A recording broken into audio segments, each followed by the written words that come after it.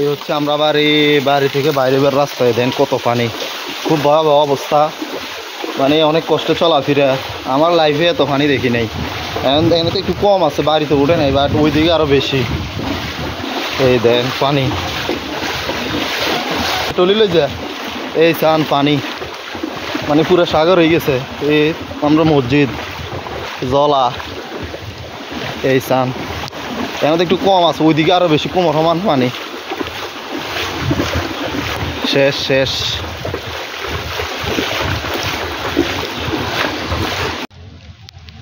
গোপালনগর পুরো ডুবি গেছে, একবারে ডুবি গেছে, সবার অবস্থা খারাপ। আল্লাহ রহমত করবো, পুরো ডুবি গেছে গোপালনগর। আর আমরা এনে যে দুইটা বড় বড় বট গাছ আছিল, দোনোটা ভাঙ্গি হয়ে গেছে, আমি দেখাইতে আছি। এই স্থান আমরা পুকুর পাড়ে, এনে দুইটা বড় বট গাছ আছিল, দোনোটা ভাঙ্গি হয়ে গেছে। এই কারেন্টের তার মা সব চলাই গেছে, খুব ভয়াবহ অবস্থা। কারণ আইব কিনা সন্দেহ আছে। এই যে পুকুর পাড়ে সব ভাঙ্গি গেছে। আল্লাহু আকবার, আল্লাহু আকবার, একবারে সব শেষ। আবার মাছ, এটা কোনটা, আবার কোনটা খাইবেন? সবগুলা সবগুলা চলবে, সবগুলা গুড়া মাছ। এটা কোনো দেখছেন? আর দেখেন পাদ, আমাকে পুকুর পাড় একবারে সব শেষ। এই যে সব ডুবি গেছে, এই যে বাড়ির রাস্তা,